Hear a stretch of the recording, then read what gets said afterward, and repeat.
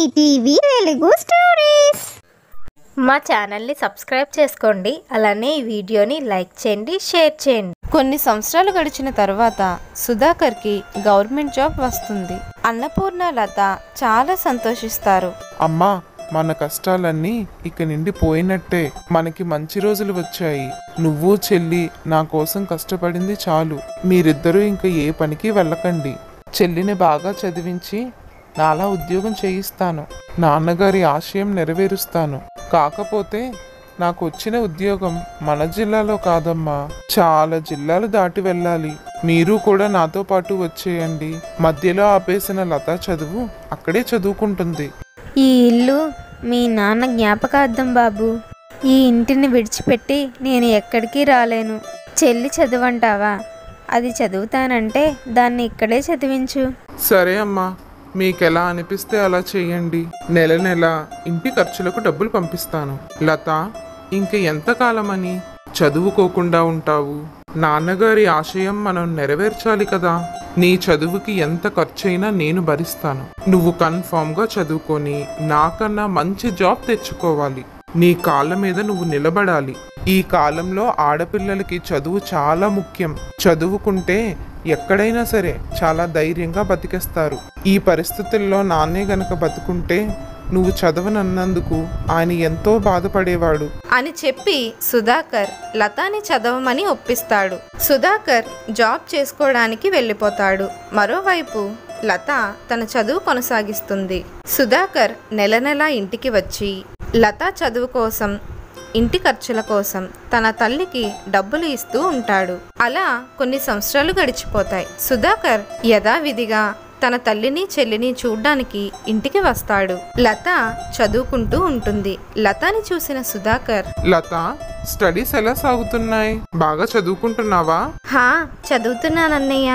ముందు వదిలేసిన తరగతులన్నీ ఇప్పుడు చదవమంటున్నారు. ఆ తరువాత 10వ తరగతి చదవడానికి అనుమతిస్తానన్నారు. అది చదువుతాది లేరా.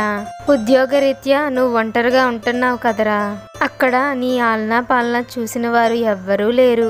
బయట ఉద్యోగానికి వెళ్ళి కష్టపడి వచ్చి మళ్ళీ నువ్వే వంట చేసుకోవాలి. ఎంత కష్టం! ఇంకెన్నాళ్ళని ఇలా ఒంటరిగా ఉంటావు? తొందరగా పెళ్లి చేసుకో బాబు.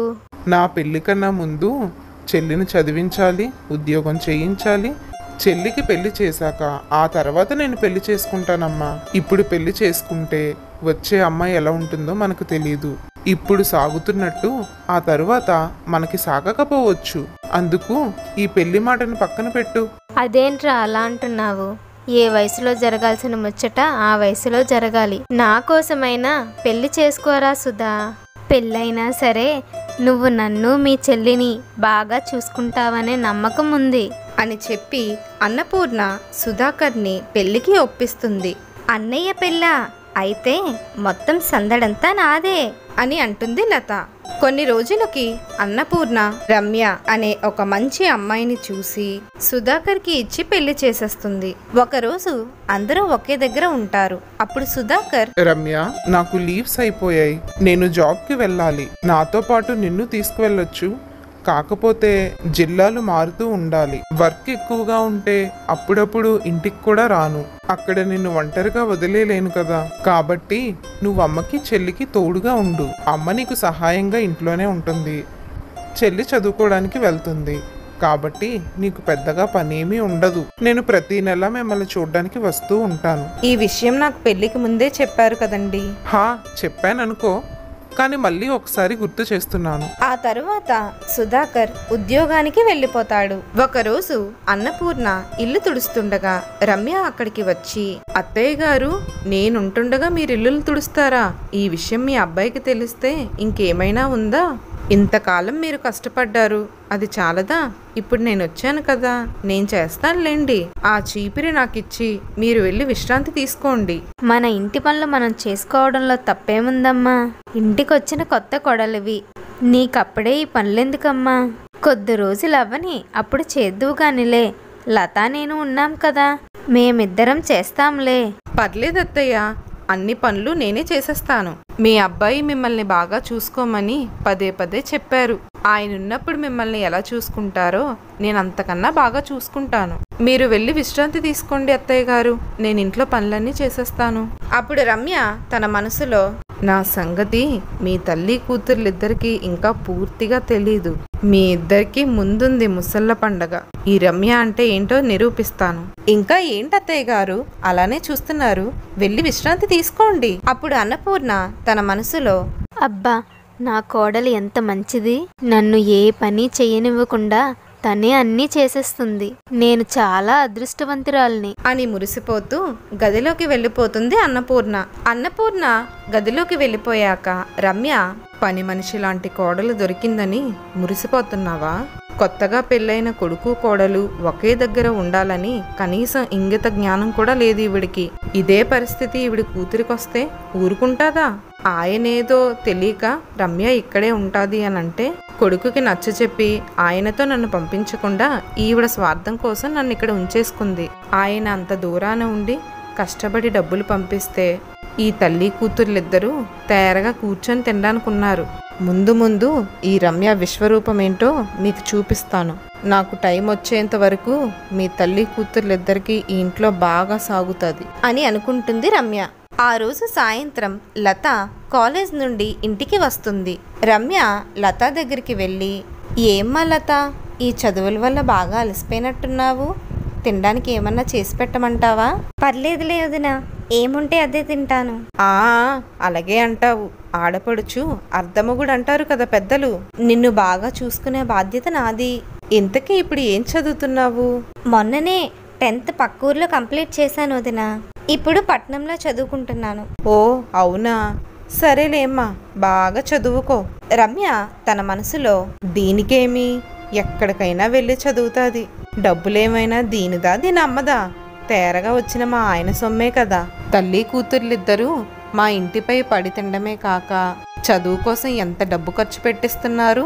ఇప్పుడే ఇన్ని ఖర్చులైతే దీని పెళ్ళికి ఇంకా ఖర్చులు పెట్టిస్తాది. అప్పుడు నాకేం మిగులుతుంది?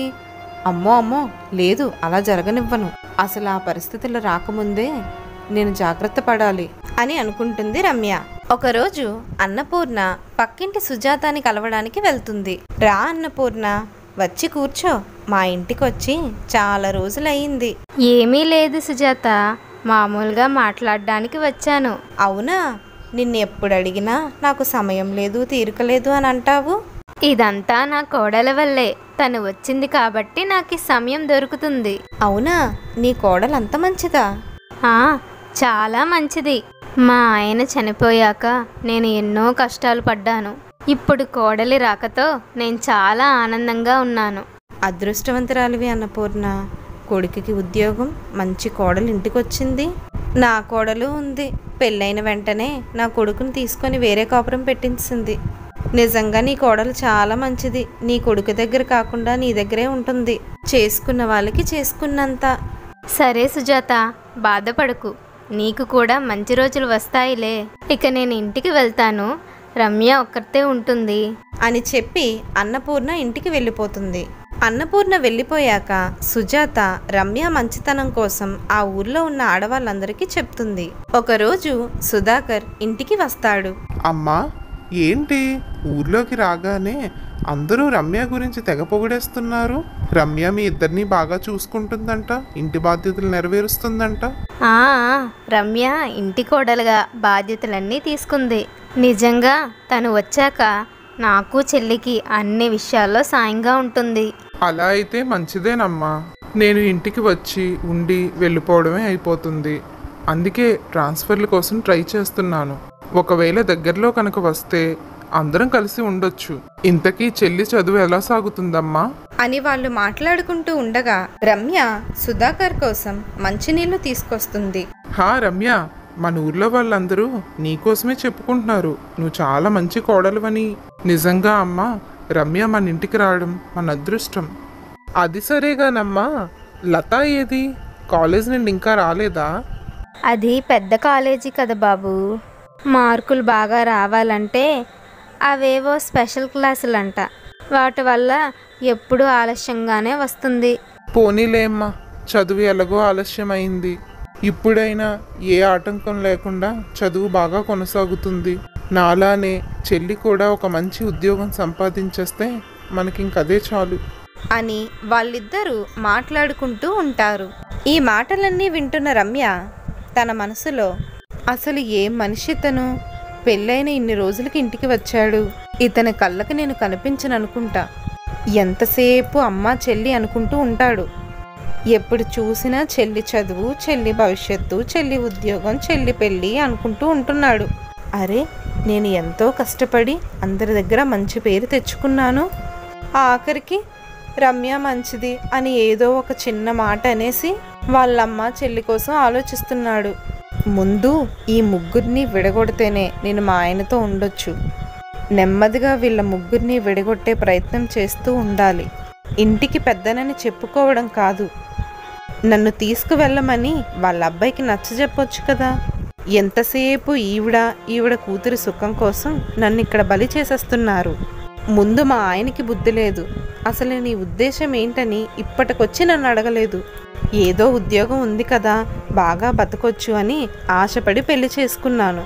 కానీ ఇప్పటికొచ్చి నా అవసరాల కోసం ఒక్క పైసా కూడా ఇతను నాకు ఇవ్వలేదు.